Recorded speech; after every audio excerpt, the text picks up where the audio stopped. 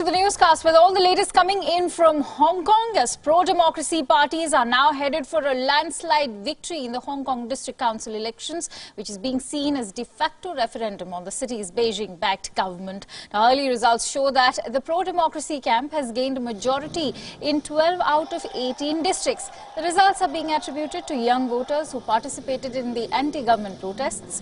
The development sends a strong message to China and the city's chief executive, Carrie Lam, as the pro-establishment camp won all the council seats in the last elections held in 2015.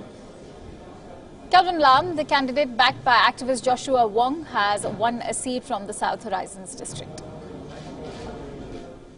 They are not happy with how they deal with the protests so far, particularly in the last 5 months, and police brutality is actually over the top, I think. And I think that the Hong Kong people should really leverage on this result to ask for more democracy in the future. Remember, Wong was barred from contesting the polls after he was accused of violating Hong Kong's basic law. Meanwhile, activists have said that it is time for Carrie Lam to prepare her resignation speech.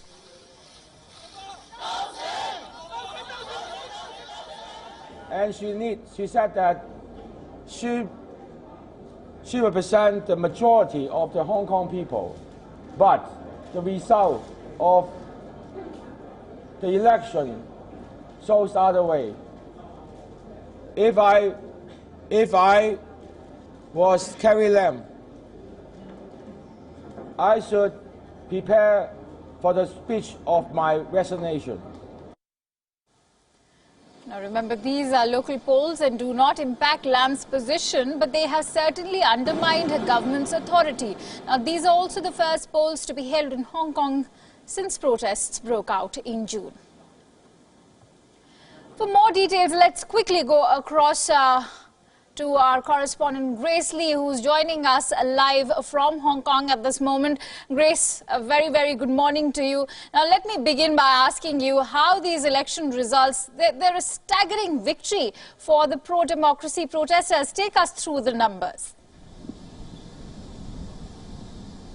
Yeah, well, at the moment, it's being reported that 17 out of the 18 districts have been swept by pro-democracy council members, and that has been good news for protesters because not only was this a de facto referendum on how much support Carrie Lam and her government has, but it was also a way for protesters to kind of gauge how much support they still have from Hong Kong's general public when it comes to these mass protests that we've been seeing, especially as we see increasingly violent clashes between protesters and police. There was a lot of worry from the more moderate protesters that perhaps they've been losing out on some of the support of the Hong Kong's general public. But yesterday, the votes have shown that there is still an appetite here in Hong Kong for democracy, and there is still an appetite to keep on pushing in these protests. And that has been the best news that these protesters could ask for, especially as we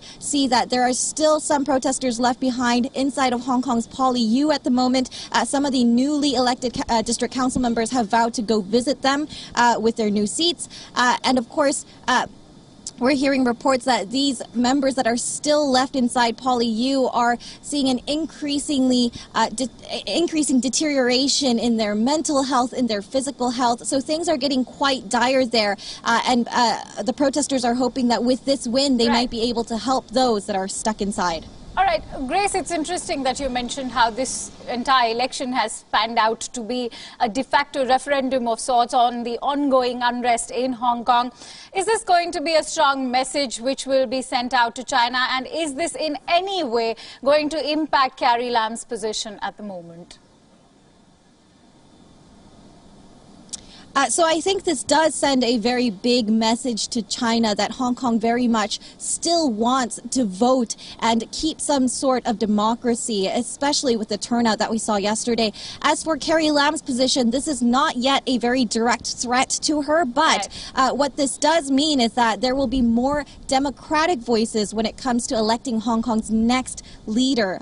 District council members are able to make up about 10% of the committee that elects Hong Kong that selects Hong Kong's leaders. So it may be that they will try to look for a more left-leaning leader when it comes to the next election. All right, Grace, even though there was a temporary pause on the protests, are they expected to resume anytime soon? What's the situation like on ground zero? Well, of course, it's been largely quiet the past couple of days because the government has said that if there's any kind of violent protest, they would shut down the elections altogether.